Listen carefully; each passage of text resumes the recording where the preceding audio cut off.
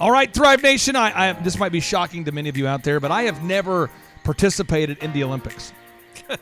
I don't think it shocks anybody. Okay, well, it's not shocking to anybody out there. Everybody out there knows I have not participated in the Olympics, but I can tell you what, our next guest was a torchbearer in the 2002 Olympics, and that right there, Aaron, is something I have not done. That's true. And he's here to join us to talk about how to inspire your team to do what is required and the power of courage. All this and more on today's interview with Earl Davis Jr., a 2002 Olympic torchbearer. Yes, and yes. Thrive Nation, on today's show, you're going to love today's guest. This man actually held the torch in the Olympics. And now, Aaron Antis, I want to be clear here. There's multiple reasons why I have never held the torch during the Olympics. Oh, yeah. One is I am not athletic. Two, I'm dangerous with fire. And so if they were to give me the torch, I might set the whole Olympic Village on fire accidentally. I've never been athletic enough to be asked to do anything related to sports at a high level. Earl Davis Jr., welcome onto the Thrive Time Show. How are you, sir? I'm doing super fantastic, Clay.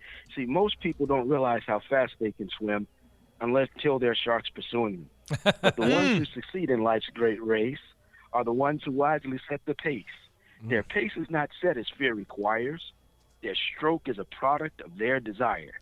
As you're faced with oceans of decision, are you guided by fear or by vision? Have you set your goals? Have you hit your marks? Or are you still waiting to see the sharks? Good afternoon, everybody. Oh, wow. Now, real quick, what's your website where people can go to learn more about you? What is that website?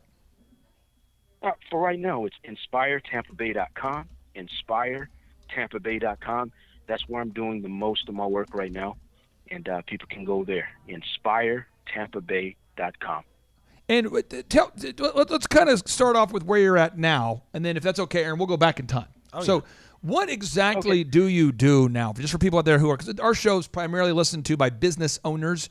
Tell us, what exactly do you do now?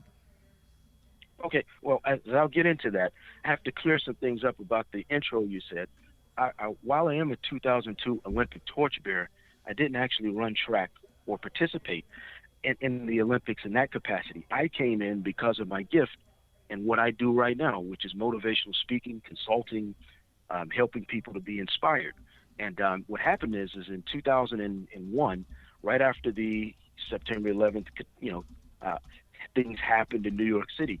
The Olympic Committee was looking for people who embodied the spirit of the Olympics that were not traditionally athletes because of how that whole thing shook the entire world up. And unbeknownst to me, somebody nominated my name to the Olympic Committee, and they went back and looked at all the work that I was doing in detention centers and prisons and rural areas where the bigger name speakers weren't going. My name came up, and that's how they selected me. And you, what was it like carrying the torch of glory? Man, it was a scary thing, just like you're talking about right now. It's so funny because not many people know about the Olympic relay or whatnot. And the year that I carried it, it was 0.2 of a mile. It was on the third day of being on American soil, right after Muhammad Ali was the first hand that held the torch that year in Atlanta. And when it finally got down to where I was positioned to carry it down in DeLand, Florida, I was at mile marker 181. And so as I'm looking at this, I was so nervous. I didn't want to be the first guy in the history of the world to drop the Olympic torch, if you can imagine what that would be like. When our job is to be guardians of the flame, to keep it to go to where it was going in Salt Lake City that particular time. Now, when you were carrying the torch, were you nervous the whole time? Were you freaked out? How concerned were you? Well, other than not dropping it, that was probably the most nerve-wracking thing.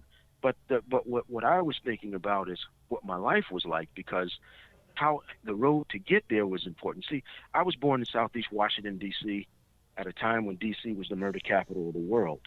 And the same year that I was born, according to the Ways and Means Commission, 720 children my age died due to violent crime and other acts of domestic violence.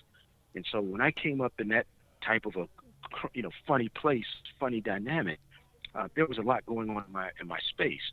I saw a lot of poverty. I saw a lot of drugs, saw a lot of crime, saw a lot of different things like that. And I saw my parents who were good people, but they struggled quite a bit. My father, he would do the best that he could. He would take us away and to the nicer portions of the city and helped us to dream.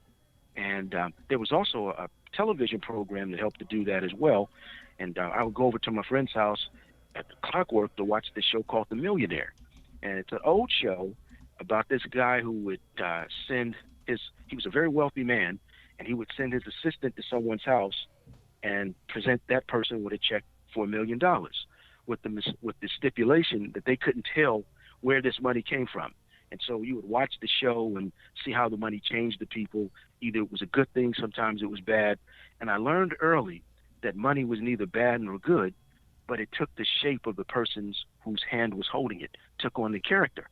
And so as I'm watching this show, I didn't realize two things, Clay. I didn't realize that the show was not real, and I didn't realize that the show was in reruns. So every time there was a knock at my door, Clay, I was the first guy up, and I'm running to the door. And my mother, who, just like most kids, parents don't like their children running in the house. My mother was the same way, and she would take her little shoe off, and she would fling it across the room, and Clay, it would always hit me in the back of the head. And I said, Mom, what you doing? She says, you're running in the house. I said, but Mom, didn't you hear the knock at the door? And she said, you can walk. I said, but Mom, what if it's the guy with the $1 million? And so that's how I started off. And she said, you fool. She said, no guy is coming into this neighborhood to give us no check for $1 million. But what I liked about that experience is that my favorite book says, unless you become as little children, you will never see. And that experience kept me always in a kid type of a expectation, expectancy, if you will. And so in life now, I set my first goal when I was that kid because I saw all these things that were happening. And I said I wanted to have buildings and streets named after me. I didn't know how to do any of that stuff. But I figured, not because of ego, because to me, ego stands for edging God out. And I've learned that you can do more things with him than without him. And I never want to edge God out of anything that I do. And so I wanted to have streets and buildings named after me because of the kind of person you had to become in order to have streets and buildings named after you. But as a kid, that's where my devotion and my heart's work went. I wanted to help people to feel like I did whenever there was a knock, that expectation, that hoping for an opportunity to come to change the moment in time for that person. Whether they're going through a rough time in their marriage, rough time in school, rough time just in their real life, family, whatever it is. I have a question for you. Be that expectation. I have a question for you. I have Aaron Antis with me in the studio here. Yes, sir. So I have and I don't mean this. This is not one of these this is not an antagonistic question. I'm just asking this question. I've never personally in my life ever needed to be inspired. Like there's never been, for me personally, you know me long enough to probably watch this. I've never been like, so as an example with like the Reawaken America tour, I didn't need like excuse me, could you get motivated? I just get up at 3 in the morning and I just go. And I don't understand the need to be inspired. And I maybe it's because I stuttered a lot as a kid. Maybe it's a superpower God gave me. Maybe it's not. But I do believe that a lot of people do need to be inspired. I believe if you were to take a pie chart and draw a chart of the people in the world that need inspiration, I believe the vast majority need inspiration. Now, also, just so we're clear, because I'm very self-aware, I'm also a guy who I don't really do going out to eat. I don't get it. I don't do the meal thing. Yep. So I don't know a whole lot of people that are saying, could you train me how to enjoy going out to dinner? But for me, I would sign up for that class. Like a workshop on how to enjoy time off. I'd be like, I'll invest 3 hours to see if I can figure that out. So I know we're all people, we're all unique people. So I'm trying to get into the character, into the mindset of a guy who needs inspiration. Mm-hmm. And Aaron, you manage Oklahoma's largest home building company, and I'm sure you've managed people that need a little inspiration. Many. So what I'm going to do is I'm going to step off to the side just briefly over here. Yeah. Pass the mic to you, Aaron Antis, who runs Shaw Homes, Oklahoma's largest home building company, a guy who used to deliver pizzas, and he went on to become very successful. Aaron, what questions would you have for Earl Davis Jr. about all things inspiration? Yeah, well, Earl, thank you so much for being with us today. first of all. Yeah. And I've always found that inspiration is something that people need in order to get them to do what they already know they should be doing. A lot of times. And so it's something that for me, I've always incorporated into our teams and our training and our managing of our people. But what would you say is the best way to deliver inspiration or draw it out? Because it's not a thing that you can just go to the chart like how many dollars in profit you're making in a business and just go, oh yeah, we're at 32% of last year. It's hard to measure inspiration level. So how do you know who needs it, how to put it into them, when it's at the right level for them to be able to carry out what it is they need to carry out? How do you kind of like look at somebody and decide how and when you need to give that inspiration to them? Okay, that's a very, very good question, and I want to comment to Clay's comment before where he said he didn't need inspiration.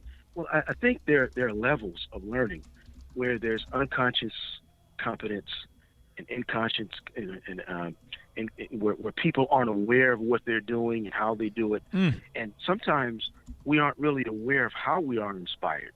But inspiration is actually something that actually comes from God. Inspiration comes from the breathing aspect of things. God had to breathe into us the breath of life, and then we became a living soul. But what does that look like? We don't know unless we inspect it. So if I'm speaking to Clay and I'm working with Clay, I would actually want to learn more about his story, hear a lot about him, and find what he's doing unconsciously, because everybody has that same process. Well, let me real quick let people into this. We may not be aware of it. I want people to understand this. I don't watch anything, period, unless it's encouraging.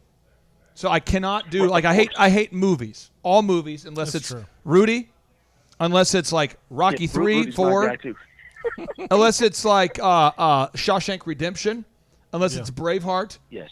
Any movie that's not about the hero overcoming adversity, I will not watch it. I can't go there. Yeah. Unless it's a really just dumb movie, so that way I can fall asleep halfway through and not care. So maybe that's what it is. It's subliminal, ongoing, inspirational training. That's right. So that's the first thing.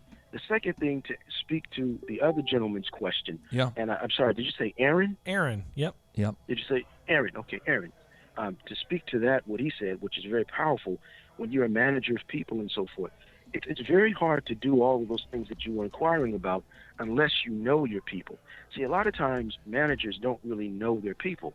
They're doing the job because they have to do so much stuff at a time, so many departments, and maybe a huge stress of challenges that's happening around the company, but they don't really know their people. You have to take the time to know your people, because just like there was a book written some time ago called Love Languages. It's like that with inspiration as well. Different things are going to inspire different people. And when you take the time to learn who your people are, what they're working on, what challenges them, when is their best time. You see, I had to do the same thing for myself. And I learned when I started examining my life. Shakespeare said, "To thine own self be true." When I started being true to myself and examining my life, I noticed that there were times that I was very, very active and successful. And I know that there were times throughout the course of the year where I was just down. And I learned that the two main times in my life when I was very active was in the spring and in the fall. So when it came time for me to start doing all my heavy lifting, that's the time I did it, in the spring and in the fall. The other times throughout the course of the year, I'm taking that time to get educated. See, a lot of times people have this experience. You'll find this, Aaron, when you're looking at your people and so forth, as you're trying to find the accurate dose, as you said, to infuse these people with inspiration. Most of these people, if you talk to them, you'll find that they're like on a treadmill, and where they go forward, then they take a few steps back, go forward, and that whole thing where a lot of movement but no action. And that used to frustrate me just like it frustrated everybody else. And then one day, the spirit of inspiration said to me, the treadmill is not for transportation. The treadmill is for transformation. The treadmill is not for transportation, but the treadmill is for transformation. So whenever you find yourself in a treadmill type of a moment, that's the time where you're supposed to be educating yourself. That's the time where you're supposed to be transforming yourself, as my favorite book would say, by the renewing of your mind. Now, okay, when you said your favorite book, what book are you referencing for people out there that don't know? Come on, Clay, you know, you're trying to tell all my secrets. It's the book of life. It's the Bible. It's the basic instructions before leaving Earth. I can never leave home without it. Now, I have now if people want to see photos of you carrying the torch, or do you have photos of you carrying the torch? I mean, you probably, if I were you, I might look, if I was you and I needed to be inspired, I'd probably just look at my picture of me carrying the torch all the time. I probably would. Yeah. Is there a place where people have it go blown up and put on a wall? There are pictures that I have. Now, final question for you here before I wrap up my interrogation session here. For anybody who's, if you have the mic and you can share your encouragement or motivation or a word, what's the one thing you want to share with all of our listeners? One thing that I would like to share with all your listeners for now is how important truth is. You know, Winston Churchill said that the truth is incontrovertible. Malice may attack it, ignorance may deride it, but in the end, there it is. Carlyle said, truth crushed will one day rise again. And the book of life says, and you shall know the truth, and the truth shall make you free. And so the truth for today, because it's very divided right now in our world. It's a very tough environment to be in, and you have to know this truth. So the truth is, the people who make it today are tough. The people who make it today are relentless. The people who make it today are unselfish. The people who make it today are together. And the people today that make it have to be hungry. And that's our truth. And if you do those type of things and stay in that type of environment, you can't have any other choice but to succeed. If our listeners want to pay you, can they hire you to come out and do a motivational workshop with their staff, their employees, or how does one go about paying you? Absolutely. I have an agent that people can go through and contact me. And, you know, I'm at with Bruce Marin. He's my agent. You can contact him there. But before that, I'd say let's start with a conversation, because right now, with everybody watching their pockets, I don't believe that money is the end-all, be-all, and different organizations need different things. So I like to always start off with a conversation to see exactly what people need, see what they're working on, their goals, their fears, that type of a thing. Yeah. And then based on that conversation, we'll determine exactly what we do. Well, brother, I appreciate you. Is that fair? No, it's great. I really do. I appreciate you for joining us on today's show. And we've got back-to-back interviews with some superstars at today. And I appreciate you carving time in your busy schedule to make time for our listeners. Again, folks, that's Earl Davis Jr. And what year were you the Olympic torchbearer? That would have been 2002, the one for Salt Lake City, 2002. Beautiful. Yeah, but can I say one last thing? No, yeah, but let me do this real quick before your final comment. I do want to ask this controversial question, if that's okay, Aaron. Yeah. Your thoughts on salt, Earl? Do you like salt? Or are you kind of a guy that lends yourself, that you kind of lean towards being like almost like a deer, where you're attracted to salt? You like you like the idea of a salt lick, or not so much? Well, I like salt because we're the salt of the world. I like it. Yes. True. Okay, that's fair. Now back to you, sir. I just had to get that. So many people wanted to know. I'm sure so many people were. A lot of people were wondering that. A lot of people. Okay. No, but that's my simple definition. I'm a simple guy. But there are four things that I think that people really need. Number one is courage. Two is, I think they want to look up in adversity. The third thing is answering the call. When life makes a pitch to them, they have to answer the call. And then the last thing would be, you can't stuff a great life in a small dream. And if people are paying attention, you take the C from courage, you take the L from look, you take the A from answer the call, and the Y from you can't stuff a great life in a small dream, and you get Clay. And Clay, it's been an absolute pleasure to be with you today. Brother, I really do appreciate you, and I hope you have an absolute great rest of your day. Take care. Fantastic. You too. Be Bye. safe. Bye-bye. And now, without any further ado, 3, 2, 1, boom!